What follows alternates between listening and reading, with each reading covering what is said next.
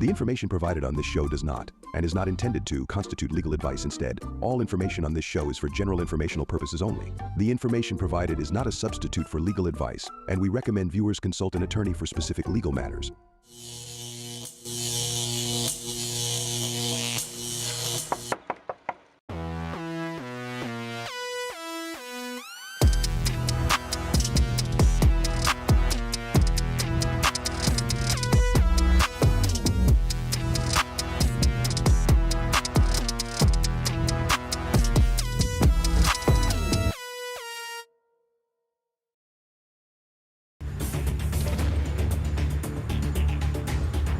You asked your condo association for records, and at first, it looked like they cooperated.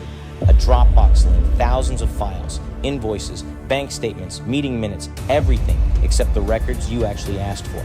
Then they invited the owner to inspect the records in person. Sounds reasonable, right? Until he walked into the room. 40 to 60 banker boxes, filing cabinets, binders stacked everywhere, some labeled, some mislabeled, some not labeled at all. And then the property manager said 4 words. Have at it.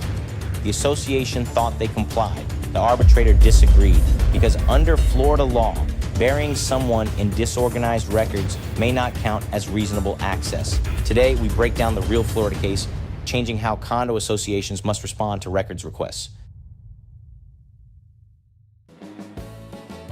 Good morning, everybody. Welcome to Condo Craze and HOAs. I'm attorney Eric Glazer. Unfortunately, Karen Curtis is out sick today. We're here live every Sunday at 11 a.m., taking your condo and HOA calls and questions. And today we are discussing records requests, a hot topic for what many community associations, and these requests don't always go so smoothly as a lot of board members and managers know. Many associations or managers think that they're complying with a records request by handing over everything. But there's real condominium cases, including cases my firm has won, where that exact approach got an association nailed. Not fined for hiding records, not fined for refusing access, but fined for providing documents wrongfully. That's right. They gave the unit owner access, and the association still got in trouble because compliance isn't just, did you open the door and throw 1 million documents at the owner? It's, did you provide reasonable access? Now, again, my firm has handled some pretty important records cases over the years, and we've seen firsthand what happens when associations treat records requests like an afterthought. And the lesson from these cases is pretty simple. An association cannot just shrug and say, hey, this is all we have. There's a case, not one my firm handled, but it's called Darcy Solomon versus Environ Condo. And here's what happened. The owner made a records request, and the association sent a Dropbox link. 90% of the documents that were on that link were not what that owner asked for. Then they brought him in to inspect the records, and they gave him 40 to 60 banker boxes to go through. Binders, filing cabinets, some labeled, some not, some wrong, and they told him, hey, have at it. And the arbitrator said, that is not reasonable access. The association can't bury someone in disorganized records and call it compliance. The association's failure to provide reasonable access was ruled willful, and the association was ordered to organize and fix the records for a reasonable inspection. And here's the takeaway. The myth is that if we give access, we're safe. The reality, however, is that if access is unreasonable, you're exposed. Now, for condos only, let's layer in this new checklist law. Here it is. The association must now provide the requester with a checklist that identifies what it produced, identifies what it didn't produce, if the association is going to withhold any documents per the statute, and it needs to explain why, and that checklist has to be held for 7 years. Now, owners, you got to remember, are not entitled to see every single document that the association has in its possession. There's a couple of things they can't see, and that's as per Florida Statute 718-111 12C5 for those playing along at home. And the 5 types of documents that owners can't see that the association has a right to withhold are the following. Here we go. 1, of course, attorney-client privileged communications. But believe it or not, that expires after that situation goes away. Here's another one. Information obtained in connection with approval of leasing, sale, or transfer of a unit. And why? Because there's a lot of private records in those applications, typically like background checks, credit reports, criminal history reports, and other personal screening information. Florida leads the nation in identity theft, so we don't want this type of information getting leaked out. What other things can the association withhold? Some personnel records of association employees, but you do have a right to written employment agreements or budget and payroll totals. That, in fact, you do get to see. What else can't you see? Medical records of unit owners or tenants. That's protected.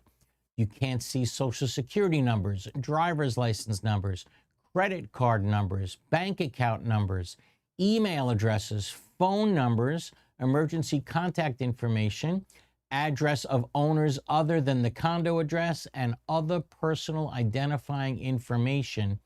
And there is a major amendment for condominiums as well. Here it is. The association, this is a big one, must now make a reasonable effort to obtain the records. Think about that. That means the association can't simply say, hey, we don't have your records. The association must now make a reasonable effort to obtain that record if it is missing. Let's give you some examples. Let's say there's missing credit card statements. It must now contact the credit card company to provide it, to get copies of it. If it's missing Amazon receipts, it now has to download the order history. If it's missing bank statements, it has to contact the bank for copies of those statements or download them from the bank website. If it's missing financial statements, it should contact its bookkeeper or accountant. So keep in mind, if your system at your association is, hey, here's everything we have, or this is all we have in our possession, good luck finding it, you may have a problem. Statutory compliance is important, and civil and now even criminal consequences exist. And if you really want to avoid these issues, what I always said in the beginning when we were talking about the importance of websites and I was promoting it, post records on the association website whenever possible. Florida law allows the association, when these records requests come in, to direct the owners to the website to satisfy certain records requests. And this can help avoid these compliance problems that we're talking about, especially when requests involve large volume of documents or really tight 10 working day deadlines. Now let's switch over a little bit to HOAs. There's no reason for this, but believe it or not, the HOA statute is a little different. When it comes to HOAs, the request for access should be made by certified mail, not just a written request. It should be done by certified mail, return receipt requested. Number two, unlike condos, the association is not required to provide a checklist to the owner requesting access to the records. Another difference, the HOA statute says if the association has a photocopy machine available where the records are maintained, it must provide owners with the copies on request during the inspection if the entire request is limited to no more than 25 pages. Now, the condo statute doesn't say anything like that. Weird, strange. In both condos and HOAs, an association shall allow a member or his or her authorized representative to use a portable device, including a smartphone, a tablet, a portable scanner, or any other technology capable of scanning or taking photographs to make an electronic copy of the official record in lieu of the association providing the member or his or her authorized representative with a copy of the documents. What does that mean? You can't walk in and say you want copies and the association say to you, well, you got to use our photocopy machine and you got to pay us for the cost of those copies. If you have one of those devices, feel free to use it. And listen to this. The HOA statute says the association may impose fees to cover the costs of providing copies of the official records, including the cost of copying and the costs required for personnel to to retrieve and copy the records if the time spent retrieving and copy the records exceeds 1/2 hour and the personnel costs do not exceed $20 per hour. Personnel costs may not be charged for records requests that result in the copying of 25 or fewer pages. The condo statute doesn't talk about any of this. Why these differences between the two statutes? No idea. To me, it doesn't make any sense whatsoever. But before we go to the break, again, this is a hot topic. Has your association ever responded to a records request by basically saying, hey, here's everything, good luck, go find it? Or have you ever requested records and felt like the association made it impossible to actually find what you asked for? Does your board even have a real system in place right now to track, organize, and comply with records requests before a legal problem happens? Give us a call. Let us know what you think. 717-452-9378. Again, 717-452-9378, or that's 717-Glazer8. Or you could drop us a comment or question in the chat box on YouTube. We'll be back right after this.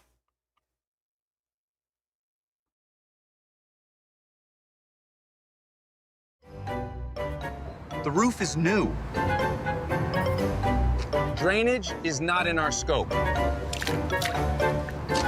That's plumbing. So whose problem is it then? When multiple contractors are involved, problems can fall through the cracks. HCMC manages the entire project so nothing gets overlooked. One team protecting the whole project.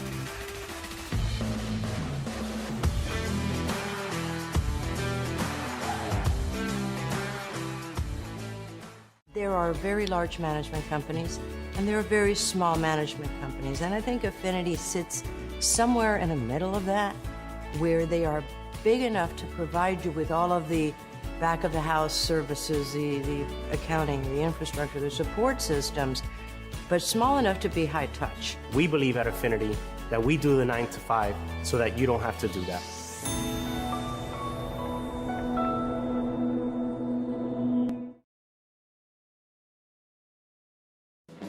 All right, welcome back, everybody, to Condo Craze and HOAs. I tell you, it's funny with Karen not being here. I'm not used to saying welcome back. She's been saying welcome back for 17 years. Kind of strange, right? That's not what I do. I answer the question. She says welcome back, right? I think we'll be all right. I think we'll do it. I think we'll get by today. Absolutely. You're doing great. I'm doing great. Thank you. Yeah, I'm doing great with the book. I know that. Yeah. How's that going, actually? The book's been a lot of fun. As a matter of fact, a lot of people are writing in this morning with really nice things. Vidal writes in, good morning. I bought the book and it's great. I read it in about 4 hours, fast reading. I thought it was in your course. Congrats on the book. Ruth writes in, loving Eric's book. I have about 20 more pages to finish. Thank you so much, everybody, with your comments. Had a lot of fun writing it, and hope you're enjoying it. Thank you very much. How about we take the first call of the day, Rob? Absolutely. Let's go to, looks like Joanne from Brevard County. Hey, Joanne. Good morning, Eric. Hey, how are you? Good, good. Thank you for taking my call. Sorry Sure to thing. hear Karen's under the weather. Yeah, she'll be back next week. How can I help? Good. Okay. My question is, the board voted to put on new roofs a complete tear off, changing from what we have now, which is a bitumen, to a TPO roofing system.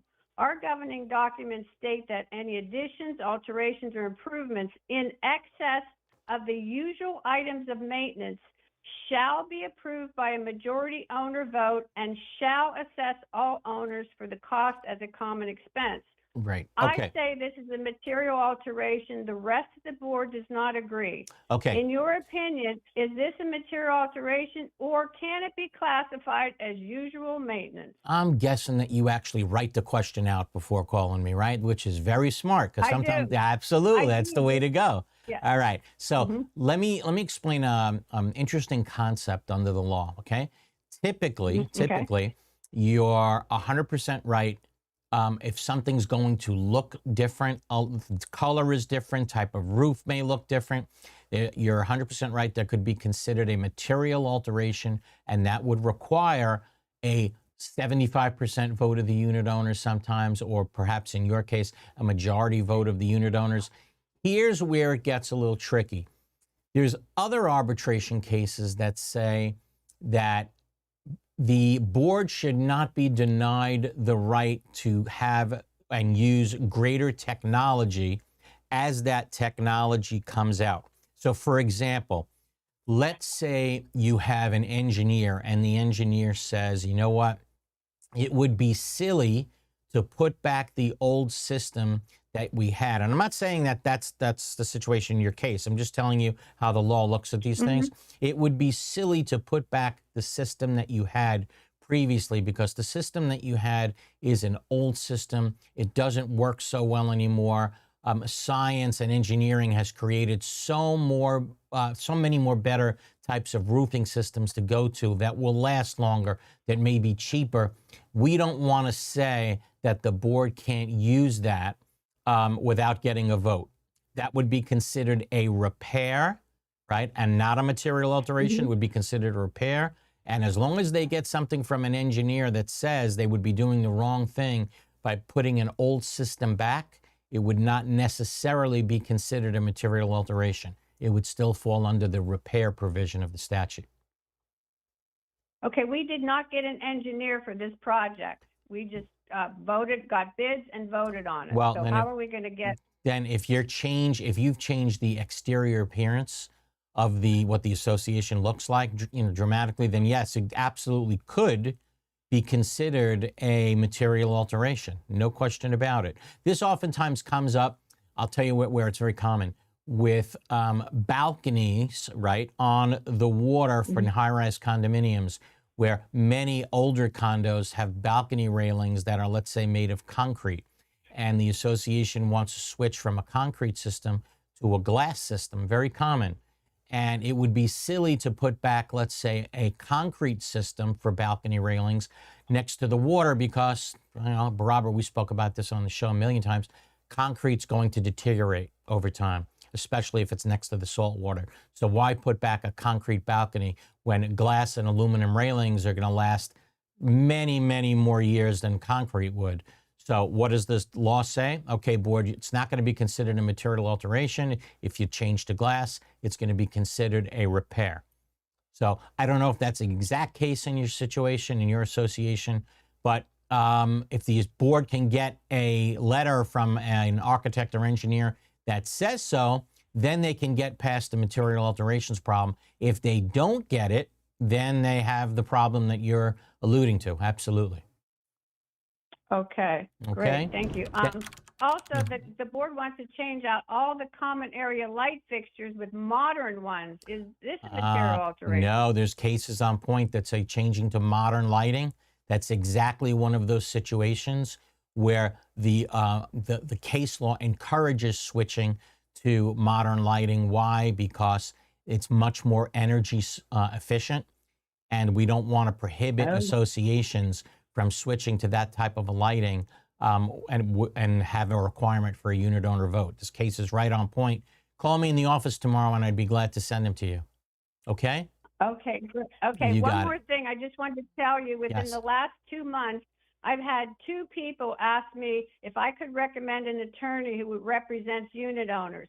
And of course, I gave them, both of them, your name and number and told them you're the best. Thank you very So, much. hope Much you get a call appreciated. from I really appreciate that. Thank you so much. Yes. Okay? All right. Have a Thank you, great Eric. day. Sure thing. Look at this one. Let's see. CPNSRQ writes in. Also, please thank your wife. Condo Craze and HOAs is brilliant. All right, I'll give away one funny thing from the book, Rob. Before the show started many, many moons ago, we couldn't think of a name for the show. Just could not think of a name that would kind of, fit. And one time I'm sleeping in the middle of the night, my wife, Mikkel, wakes up, starts screaming, Condo Craze and HOAs, Condo Craze and HOAs. I'm like, okay, you win, great. So she'll never let me live it down. She's the one that thought of the name for the show. What So, a name. Thank you. What a name, right? Back to the phones. All right, let's go to Tony in St. Lucia County. Good morning, Eric. Good morning. Thank you for taking the call. Sure thing. I have a question. The board wants to charge a deposit for boat dockage that's not authorized in the condo documents. Are they able to do this? When you say deposit for boat dockage, what are you saying? If you cause damage to the dock itself? Yes. No, if there's nothing in your documents that would allow for that, then I can't see, that big, technically, are they taking the position that it's a reasonable rule and regulation? I don't think it is, because if your documents already speak about the docks, and I'm sure they do, right? Yes. Okay, so if your documents already speak about the docks, and this is a great call, actually, because this situation comes up all the time, and we teach it and we talk about it in the book. Your board can't make a rule that attempts to supersede something that's already spoken about in the governing documents. For example, let me give you one easy example. The governing documents say that everybody's allowed one pet. The board says we're getting tired of all the pets in the community, therefore we're going to create a rule that says going forward, nobody can have pets anymore. Can they do that? No, they can't do that. No. Why? Because the superior document, the declaration, talks about what the provisions are regarding pets. So they would have to amend that document. Same thing for docks. It talks about the docks, right? It says specifically who's responsible for the docks, who has control over the docks, what the rules are regarding the docks. Therefore, they'd want to impose a fee or some sort of a security deposit in order to have access to that dock. Got to amend the dock. That's my take on it. Okay? Here's just a caveat. They want somebody to sign an agreement to agree to the deposit. Does that change anything? Well, if someone is forced into signing that agreement, it doesn't change anything at all.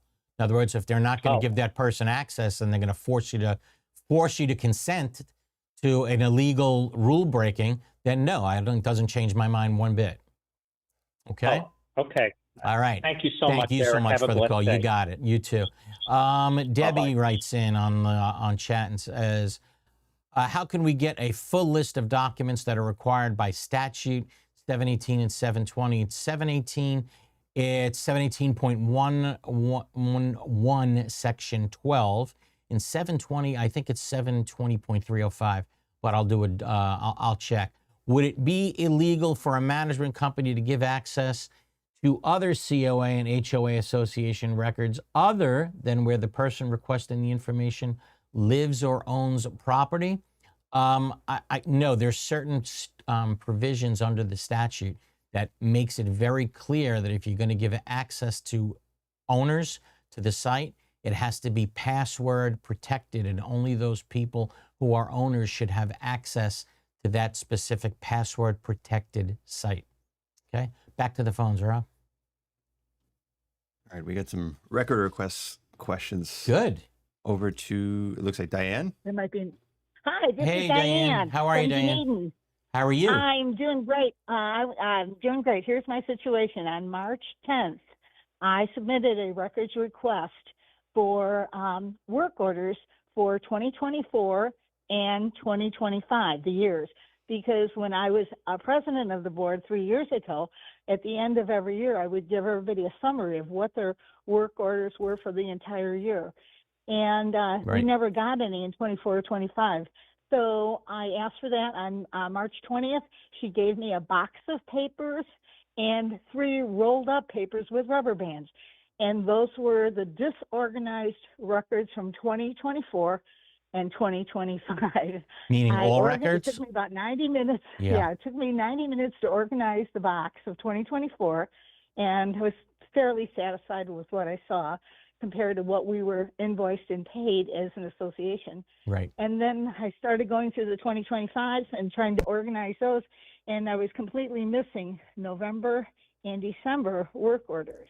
However, our association was billed for those, some kind of work orders during those months, but there were no records available for November and December. Right. Therefore, I wrote on that final sheet where I had to sign that I was abusing it, or reviewing it.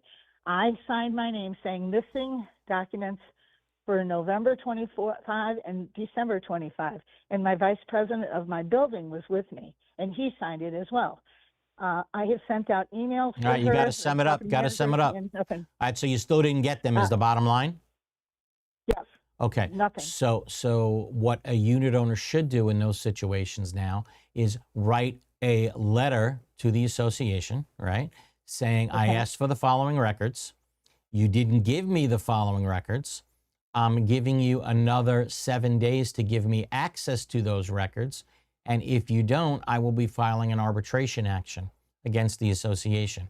That's what you have to do if you ever plan on taking the next step, okay? So give them a chance to correct the situation, tell them what records are still missing, and then follow up with it. If they don't give you access to those records within that 7-day time period, you have the right, if you want to now file an arbitration action.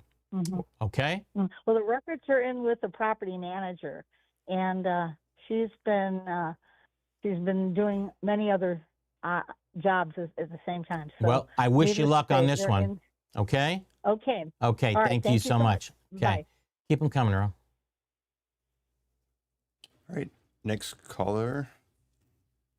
We have a website question from Sarasota. Is that Carlson? Hey, Carlson. Yes, sir. How are Thank you? for taking my call. Sure thing. First, your intro and ending riff with the music Whoa. beat is just so wonderful. Thank May you. I use that to introduce our Zoom board meetings? You got to ask Robert for that one. The brains is Robert over there. Robert's the smart guy. What Robert creates every week is just outstanding. I'm floored every single week. I mean, these new videos that start the show, absolutely incredible. I hope you guys are enjoying them. I know I am. That's I great. am. How It's can we wonderful. help? All right. This is condo website related. Yes. We have 254 units. It just came in over this weekend about the invoices and canceled checks. Now, do we leave visibility of the routing number and account number for membership transparency, or do we redact for security? I would We are redact for password security. protected. Okay, you are password protected. I would redact for security. I got to tell you, crazy things are happening now. Rob, I got to tell you, I'm hearing, maybe, I don't know if it's because of the rise in AI. I don't know, but I'm hearing literally almost every day, no kidding, all kidding aside, about theft online, from law firms. I'll give you an example. We had a situation a couple of weeks ago where my partner Rich says to somebody, don't make the settlement payment until I give you very specific instructions on how it should be made, right? Later on in the day, what do we find out? The client made the payment, right? $40,000 payment. And Rich is like, I told you not to make the payment until, right, I gave you very specific instructions. You know what the client said? I'm holding your specific instructions. What are you talking about? And it wasn't his. It was, we were hacked or whatever it was. Thank God the client was able to get the money back. But I'm just warning everybody out there.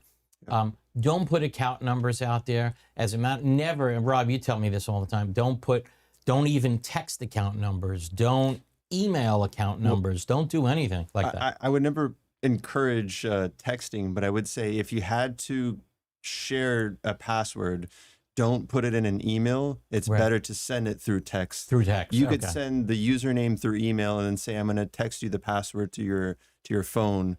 That way that if your email ever does get compromised, they don't have your username and password. Interesting. I'll give you, I have a closing coming up this week, right? And I have to tell the other side where to send the funds to. I got to tell you, I'm not going to give my wiring instructions by way of email. I'm going to call the other side. I'm going to say, take out a pen. Here's where it's got to go. Yeah. Because at this point, I'm like, I'd really, it's scary, and it's happening all the time. So I would redact the account numbers. If somebody wants to come in and they demand access to the records and with the account numbers, let them come in and see it. You're not denying them access, but there's nothing in the statute that says you have to put those account numbers online. So that's how I'd handle it. And quite frankly, it's for the safety of the entire community. All right. But we got to take a bottom of the hour break. Keep the calls coming in. 717-452-9378. Again, 717-452-9378. Or drop us a question or comment in the chat box on YouTube. Back right after this.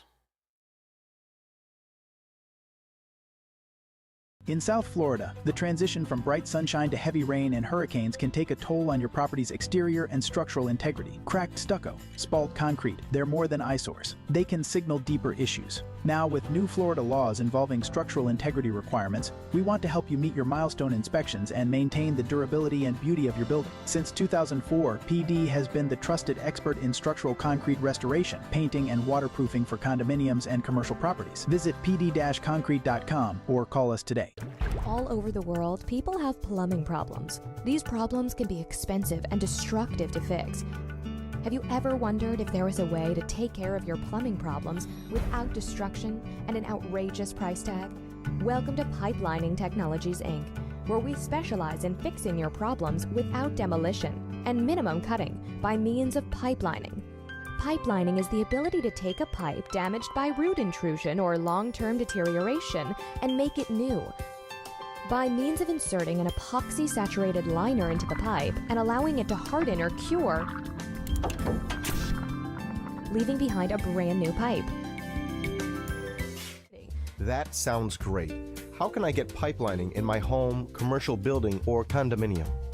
Simply fill out our online contact form and a pipelining representative will get in touch with you in a timely fashion. Or call us directly at 561-853-5463.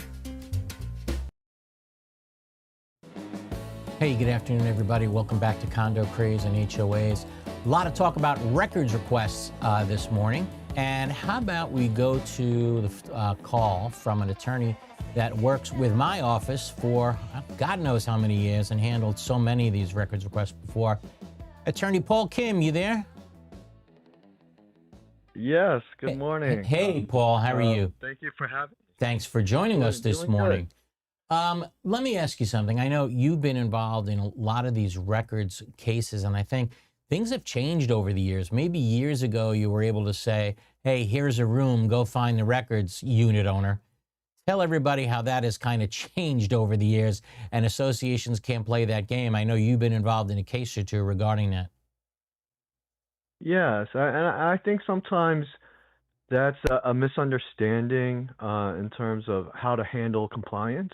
And sometimes boards think that, have at it, here's 30 legal size boxes of records and go through them. And when that had gotten litigated a few years ago, arbitrators found that that wasn't compliance, that wasn't reasonable. And I've had clients that have had that presented to them, and we've pushed back using that case law and got better responses. Right. Because sometimes they've been told, here's 5 file cabinets, and here's these other boxes, and my clients are only looking for certain records, like violations, to ensure that they weren't singled out. Right, and I think you had a case not too long ago in Broward County that involved just that, right? Yes, in Broward, I've unfortunately had several that had to go through arbitration, and each time the arbitrator sided in favor of our clients, and the litigation was fairly expensive, and for an association to spend 5 figures for compliance on something that they should have either planned ahead for, which I think is the best way to do compliance on the association side. Always. And we always recommend our clients to do that, whether it's maybe have a committee if you have people who have time to do scanning, and to get things scanned in and not just comply merely with the statute saying, hey, put 1 year's worth of records on, but make it easier for yourself so that when you get a large request or get a request that, you know, might go further back than you're ready to be prepared to handle, you'll have that readily there where you can just put in your checklist, oh, see our website.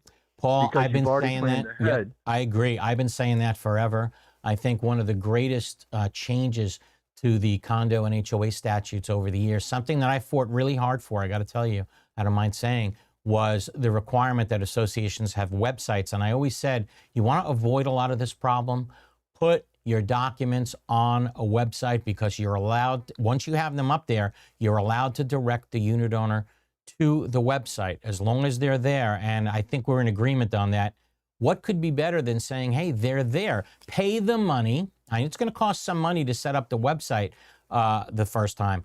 But after that, the statute says you simply need to put the record in once every 30 days. That's it. If the record is something that has to be on your website, you have 30 days to do it. And I think we're in agreement. Like I said, have a website, put everything up there. It really saves you from being sued for these very types of issues. And for the cost of the awards that we've received, you know, and these were higher awards because, you know, the association was very difficult, and in terms of the litigation, tried to oppose everything and lost everything. Right, and I want to make sure everybody knows what you're talking about. Yeah, you're talking about prevailing party attorney's fee awards, right? Exactly. Right. And costs as well, because Right. sometimes there are large copying costs, and if the association says we're not going to copy it and you have to go hire a professional, I've had arbitrators say, oh, okay, you spent $2,000 to do all these copies that Right. the association failed to do. Well, the association violated the statute by refusing to do it, and then it awarded our client the $2,000 back that they spent out of pocket. And so what could have cost the association less to comply for, you know, the next 7 Sure. years, Right. they wasted losing to Sure. us. I And so that, Rob, as someone that lives, I should say, in a condominium, you know, next door to the Champlain Towers, and how money is so important, so vital to make repairs, necessary repairs.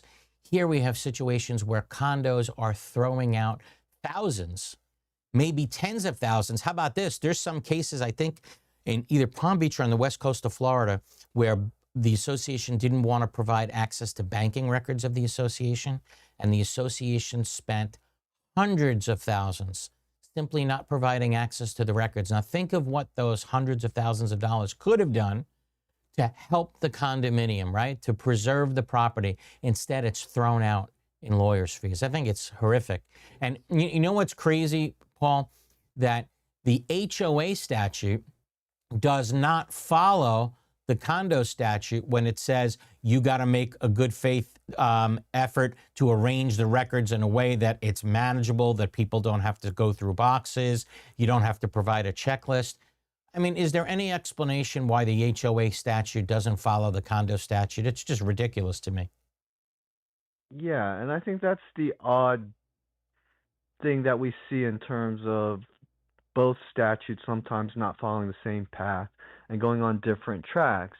And so while the HOA statute might cover what it thinks of as reasonable costs, which the condo statute doesn't, you know, the checklist part and even, you know, the penalties for non-compliance, yes, they're different. And with the condo, you know, it's very severe, where there are potential criminal Yep.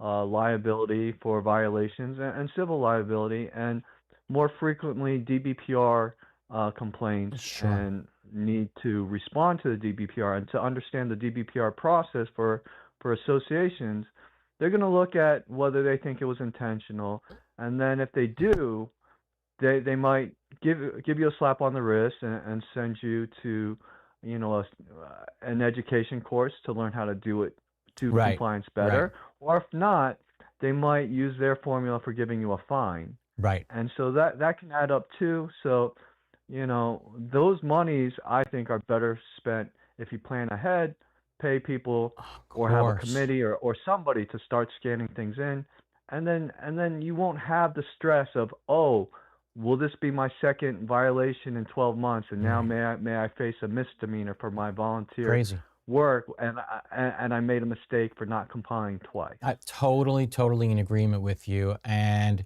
maybe even more importantly than all of this, quite frankly, is Paul's about to become a daddy for the first time in the next month or so. So, hey, Paul, how long are we together? God, a long time now, huh? Yeah, I think about 12 years. Wow, beautiful. Paul, quite frankly, brilliant guy, really smart attorney. I'm not just saying that. University of Penn graduate, smarter than me, quite frankly. So, Paul, I really want to wish you the best of luck and success. Can't wait to meeting your new little girl. And thank you so much for calling in this morning. Appreciate your time, your effort, your energy, like always. Okay, it's really a pleasure having you. Thank you, guys, and pleasure working with you as always. And you guys are doing a great job on a topic I think needs more attention on both sides of the coin. And I think this is a good way to open the conversation. So great job. Thanks, Paul. Really appreciate it. Let's do this. Let's take our final break of the hour. Keep the calls coming in, 717-452-9378, or drop us a question or comment in the chat box on YouTube. Back right after this. When you need a plumber you can trust, you want to feel safe, comfortable, and never awkward. At Better Call Steve, we fix leaks, not expose cheeks. No crack plumbing, just solid professional work. From kitchens to bathrooms, our team shows up clean, respectful, and gets it done right the first time. So if you've got a leak, a clog, or a drain that needs attention, call Steve today for a free drain inspection. Better Call Steve, 954-50-STEVE. We are DMI Paving and Seal Coating, Florida's parking lot experts.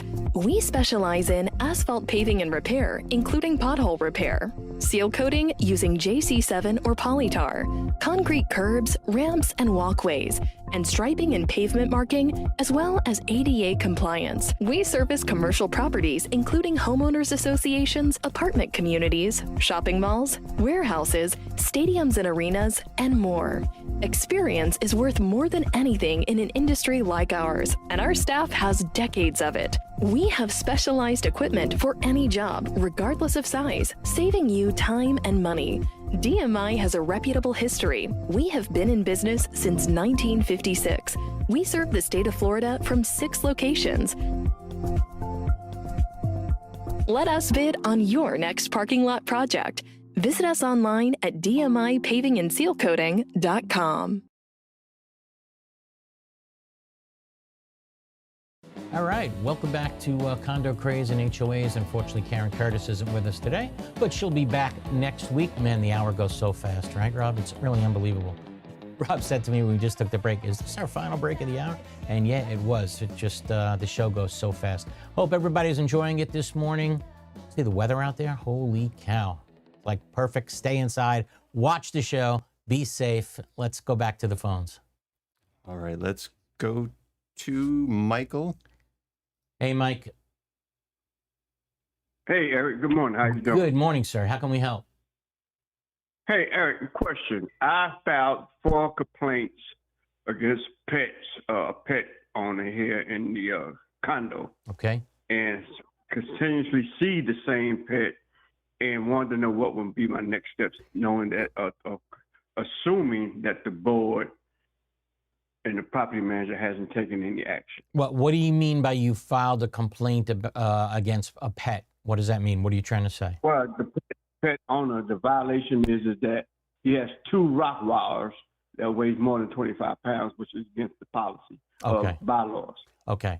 And your board isn't doing anything about it? No, I filed 4 complaints, and they've been, over time. We talk about this also in the book. This, really hot topic.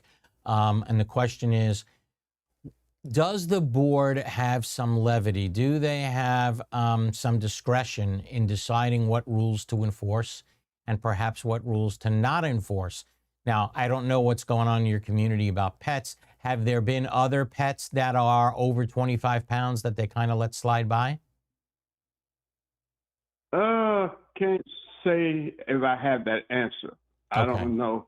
I would have to say no because I've seen a pet or two that's weighed more than 25 pounds. Right, right. See, And so I they think, gotta, they're either going to go after everybody who has a pet that's over 25 pounds, or they're going to go after nobody. And then you also have to ask yourself, how long does that owner already have that pet? Mm-hmm. Do you know how long it's been? Because then you might run into statute of limitations problems. And, we need to know a much broader perspective before I can give you a definitive answer as to whether or not they even can go forward. After a certain amount of time, they might not even be allowed to. But, a lot of people think that because a rule is specifically out there, that the board must enforce that rule. If you look at declarations, if you look at bylaws, some bylaws say the board shall enforce the rules, right? That should clearly mean they don't have discretion. And then other provisions say the boards may enforce the rules. And when you look at the word may, right, may certainly means that the board may have some discretion there in deciding whether or not this rule may or may not be important enough to enforce. So got to see what those governing documents say.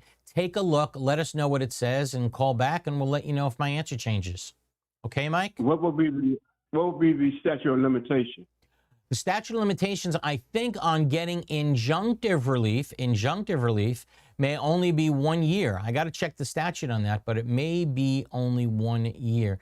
I know Paul's still listening. Paul should text me and let me know if I'm right. I think in condo cases, the ability to get injunctive relief on some cases may be as little as 1 year. So you got to act very, very quickly. Okay? Thanks for the call, Mike. Eric. Really appreciate it.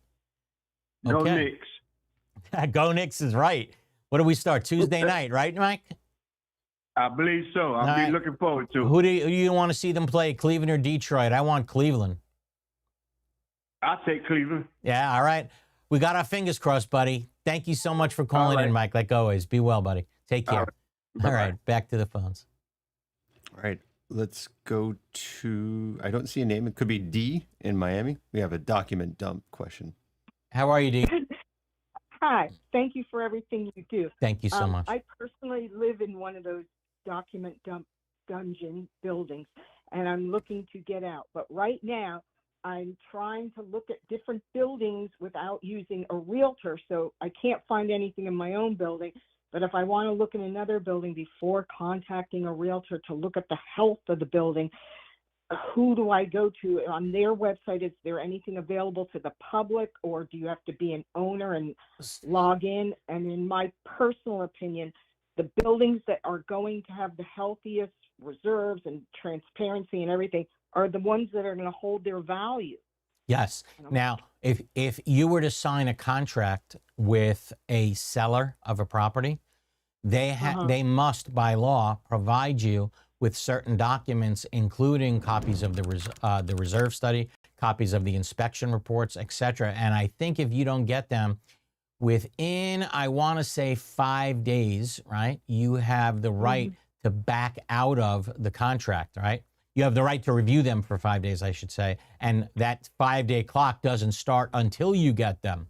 So there's now a requirement under the law that these documents are provided to you. Now, I'm not sure what documents that need to be posted online that everybody can see. I think... Yeah, like I just first want to even just look at their budget. Yeah, see if you can find a telephone number for the association, right? Call the manager, right? See if you can call the building and say, hey, I'm interested in purchasing in your building. Do you have a website with these documents online?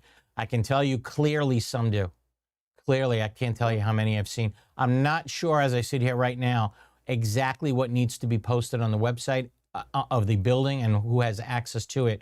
I can check, and I think for those things, yes, the public does have a right to see them.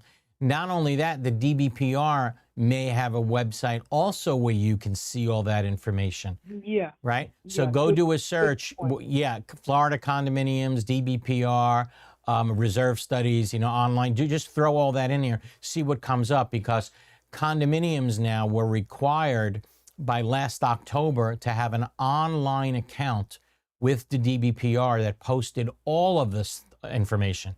so that owners like yourself would be able to have all this information accessible at their fingertips. So see if that information exists on the DBPR website as well. And I think you're going to be surprised, and I think it's there. Okay? Yeah, there's a stop letter I too. don't want to sign Yes, a contract, that's do right. everything and then Yes, working backwards. yes, I'm but trying to get I understand. a feel. But understand that if you did sign that contract, you still have days to review the contract and review the documents once they're given to you. And again, the clock doesn't start until you get them. Okay? Okay, you're great. Thank you so much. Okay, keep them coming, Rob. All right, next caller over to Mr. Bill Murray. Bill, how are you, Bill? Good morning. Can I have the honor of speaking to the acclaimed author, Eric Glazer, Esquire? I'm going to put you on hold, and I'll get back to you. Is that all right? What if I try to explain? Thank you, Bill. Love the word esteemed author. That's fantastic. Real much appreciated. How are you, If sir? I recall the previous shows, the statute of limitations for the record, I believe, is 7 years. You have to hold the records for 7 years. That's correct. All official records must be held for a period of 7 years. However, certain records need to be maintained from the inception of the condominium, including minutes. How many associations out there have the records from the minutes from the inception of their condominium, right? Or HOA. How many people have that? I would say it's slim to none that exists, right? Right. So for guidance purposes, I used your esteemed colleague, and we built out a website, and we started to do this document folders, making it available. I've now spent a considerable amount of time and money, and I'm getting ready to release where we've gone back through 25 and created the financial pictures and the entire documents, bringing it forward. Right. That's My great. concern is I don't want to go back 24, 23, 22. Those things are boxes and closets on the floors. Where am I at? What can I do? Look, what can I not? and I understand you're calling from a small association. I get it. It could be expensive. And I'm not telling you to, but maybe at least have the last year or two, just like you're doing on the website. It's unusual for people to ask for records requests from 6, 7 years. I don't think that happens too often. I think people want to see things from the last year or two. And more often than not, you're probably going to make people happy having those records for the last year or two on the association's website. Do people sometimes want to go back? Yeah. Do people sometimes want to break your chops and deliberately ask for records that are 7 years old? Yes, that happens too. But I think you're going to make most people happy by putting the records up there for the last year or two. I think you'll be fine in the majority of circumstances. The off topic, this is something, if I may, you talked about previously, and I like you to maybe having a show on it or an update. You talked about there was pending legislation about these insurance companies mandating the expiration of a roof and forcing buildings to replace their roof sooner rather than later. Well, do you have any updates? No, I don't know if there's any update in that regard to any pending legislation. Just know that, and this happens, all the time, that regardless of the actual condition possibly of the roof, if it's old, your insurance company has the right to come over to you and say, you know what, we're just not comfortable insuring you anymore. And if you're not going to put on a new roof, we're dropping you. Now, I know, Rob, maybe you can correct me if I'm wrong. We had, I think it was Mr. DeFonseca from Best Roofing, who's counsel for Best Roofing, on the show. And he was saying, well, slow down. If that happens to you, sometimes you can hire an architect or an engineer who can do, I think, what's called a 4-point inspection. So Best Roofing can come out, perhaps do this 4-point inspection, give you a certain form that you can send to your insurance company that say, wait, before you drop them, here's certification from an architect or engineer that their roof is in good condition despite its age. So don't drop them. Now, it doesn't mean for sure and for certain that they're not going to drop you, but it certainly gives you something to come back at the insurance company with rather than just say, okay, we're stuck, we got to put on a new roof. Certainly try that first, Bill. So just to give you an update, it was Citizens, that exactly procedure took place, and they still wouldn't do it. You know, look, it is what it is. You know, go fight the insurance companies. But I will tell you some good news. I'll tell you some good news in that regard. I will tell you that when I've been working on budgets with condominiums, including high-rise condominiums, over the past couple of months that they've been doing their 2026 budget, for example. And Rob, I don't know if you experienced this in your condo, but yes, condo insurance prices have gone down even in high-rise communities. I've seen it, I can vouch for it, and I can tell you, it looks like there's finally some competition entering back into the condo insurance market. So definitely, I think for the first time, maybe in God knows how long, a decade or more, you finally have prices that are going down. Why? It all boils down to competition. So maybe don't just settle for the first price that you get. Ask your insurance agent, hey, you got to do better than this, price around.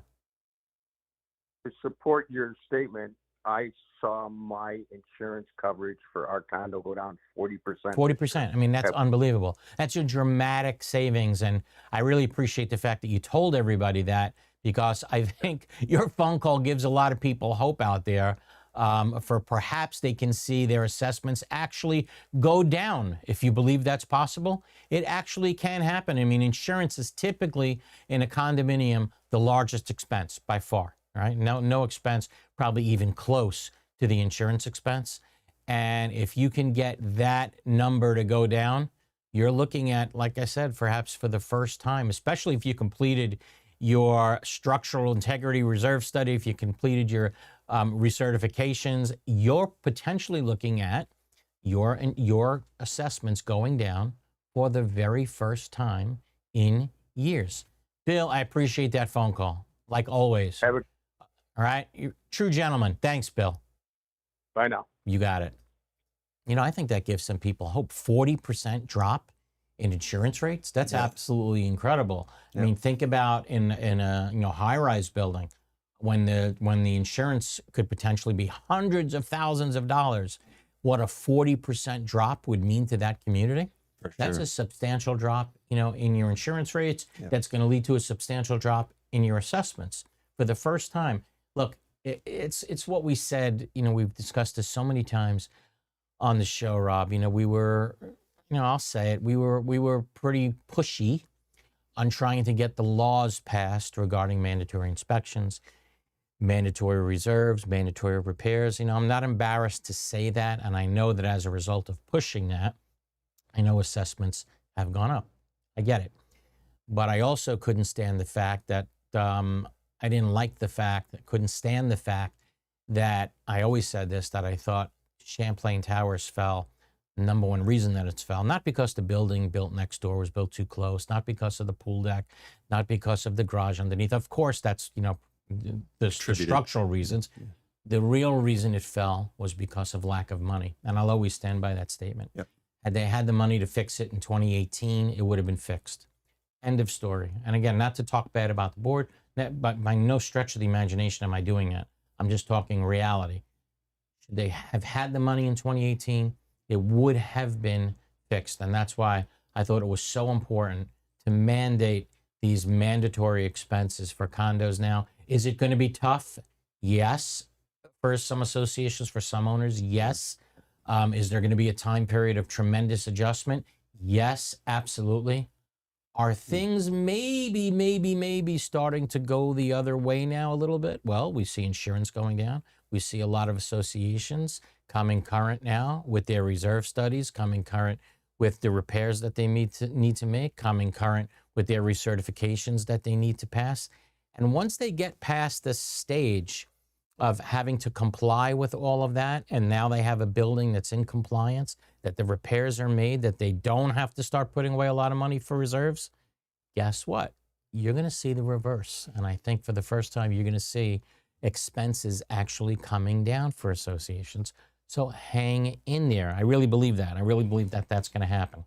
I think things are also getting interesting with records on the topic of today with AI. I could tell you, I have one community that I manage their records, and I installed an AI solution to scan all the existing records in their archive. Really? And then it came back with suggestions on proper naming conventions for them. You know, how you organize them in folders, because the other part is you might have a library full of records, but if you can't find it because it's mislabeled, or then that's also part of the problem. So AI did a full scan, came back with a whole bunch of naming recommendations, folder structures, and then I said, change it, and it fixed it all. So I want to make what the records were. Right. So you can say, okay, take these 500 pages, scan them in, and basically separate them into categories, something like that? It'll scan the files that are in your record. It'll know what that file is. For example, if it's a meeting minute or an agenda, and then it'll label it. So I have a rule that says always tag the file with what it is. So the agenda and the date. And the community name. You know, so if you're telling me something like that exists, it's amazing. Things are changing weekly. You know, it's crazy. We were talking about this before the show started. It's getting scary. It really is getting scary. Just what AI can do. Sure. And how many jobs it's going to take in the future. It's crazy.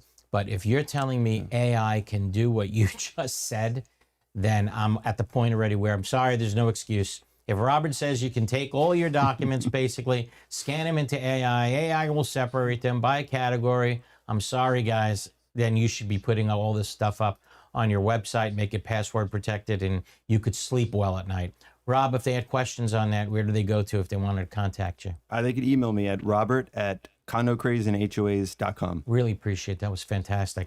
And that brings us to the end of another hour. Wow, that hour went fast today. Paul Kim, I want to thank you for calling in and talking to our listeners today. Karen, we missed you today.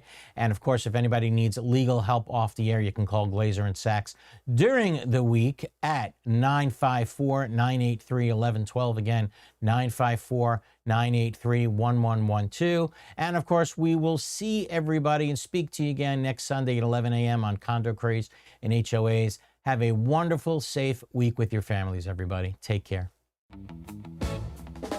Truth, same time, no smoke, no spin. See you next Sunday at 11 a.m. You've been watching Condo Craze and HOAs. Lights coming down, another hour gone. Hard truths, lines clearly drawn. Process matters, rules come first. Ignore them once, and things get worse.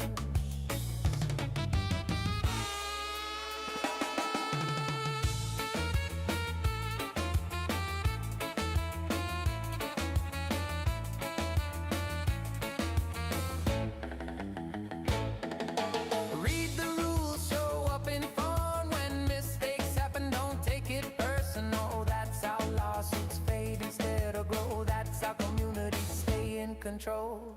We take the calls, we hear it all. Helping Floridians stand tall. Condos, HOs, every voice has a place. When you face it head on, chaos loses the race. Same truth, same time, no smoke, no spin. See you next Sunday at 11 a.m. You've been watching Condo Craze and HOAs.